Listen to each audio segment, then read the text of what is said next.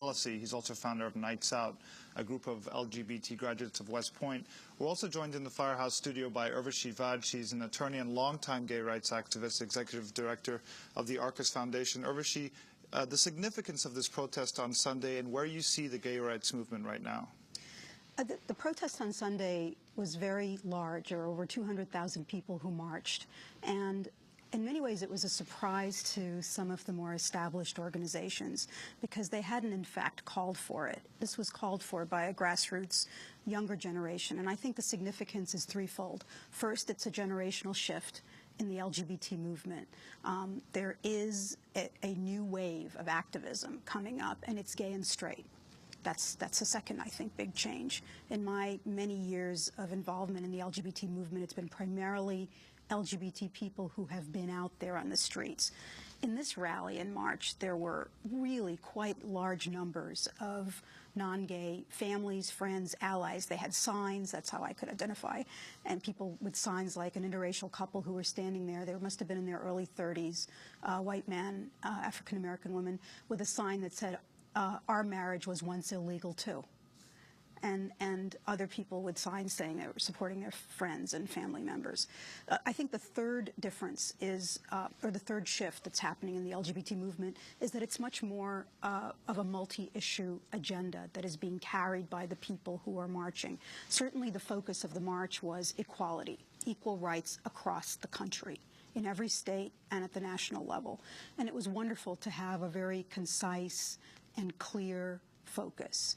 But as people spoke at the rally, you could hear it in the way they described equality, that they see it as linked to racial justice. They see it as integral to the concept of social justice. And I think that's really wonderful, that it's a progressive movement. So, Urvashi, talk about the gay and lesbian establishment organizations. I mean, you were once head of one. Yes. And where they stand with President Obama and the pressure that Obama is under right now and the kind of grassroots insurgency that's risen up. You know, I think that I ran the National Gay and Lesbian Task Force, and I have a lot of affection and empathy for what it takes to build an LGBT movement and an infrastructure. I've been part of building that infrastructure from the local, state, national, and now international level. And we need those organizations. Without them doing the day in, day out work of training, organizing, education, advocacy, you wouldn't have the conditions for progress. You wouldn't have the litigation that we have won in the courts. At the same time, what happens in almost every social movement is that organizational development can actually stifle grassroots innovation and activism. We saw that in the women's movement.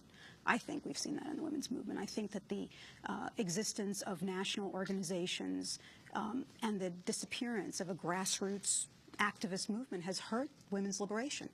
I think we've seen that in the civil rights movement, where you have an aging leadership in the institutional infrastructure and younger people of color are doing other things. They're in the immigrant rights community. They're in the economic justice movement.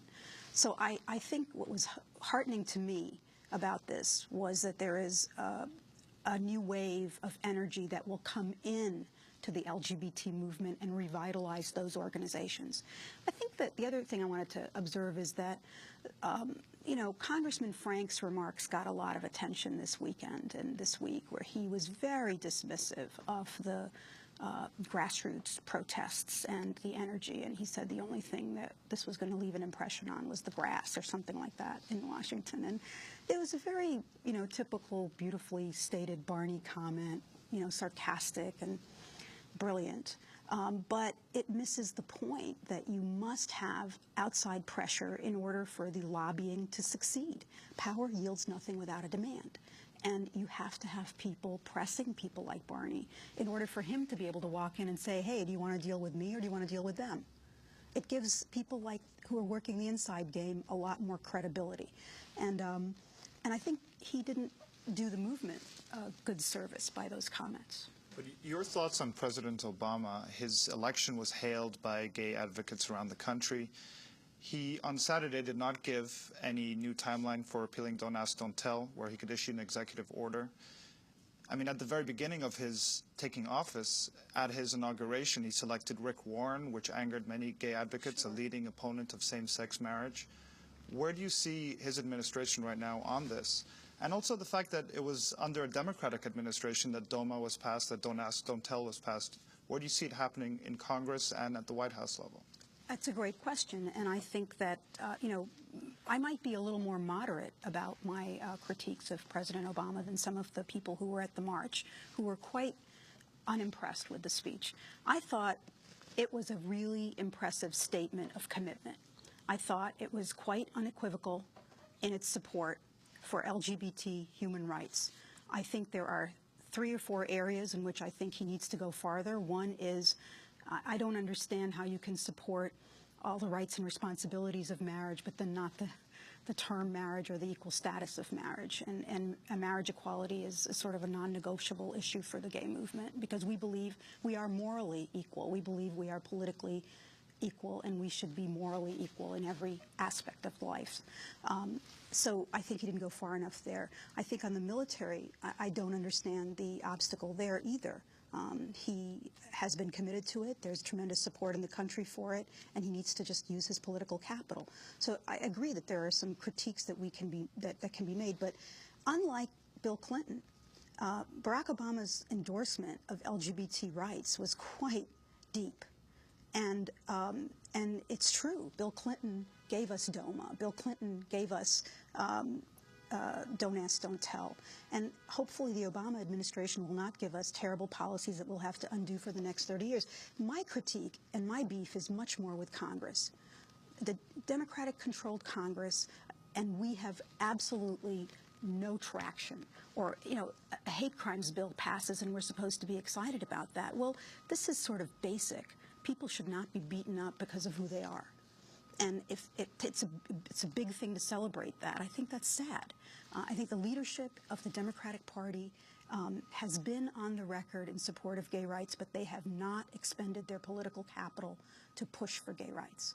And that has got to change. So to me, the focus has to be those 435 congressional districts. The focus has to be, and this is what I called for at the march, was that people go home and take seriously what the polls are telling us, that there is a new electoral majority that we are part of. It is a majority of progressive whites, black, brown people, young and old. And we need to take that seriously and work together to defeat right-wing candidates, to defeat conservative Democrats, and to put progressives in office at every level. And we are not really taking advantage of the opportunity that we have. Urvashi, I asked Lieutenant Dan Choi how he got to this point, standing, speaking before hundreds of thousands of people. You too spoke. How did you get to this point? Well, I'm an Indian American. I was born in New Delhi, and my family moved here when I was 8 years old, so I've grown up here my whole life. I'm an immigrant, a naturalized U.S. citizen. And my coming out process was very connected to discovering the women's movement, to being part of women's liberation in the 70s, to being part of the anti-apartheid movement, and a lot of social justice activism in the 70s and 80s. And I started working full-time in the LGBT movement in the late 70s and early 80s. So what brings me here is a sense of the interconnection of all of these battles for justice. I feel that, as a woman of color, it's not really separable for me. Racial justice, gay rights, social justice, economic justice, they're intertwined. And the context that we live in requires, I think, the gay movement to see how intertwined our struggle is with the defeat of right-wing values and right-wing ideology. And that's another point that I think is really important for people to remember.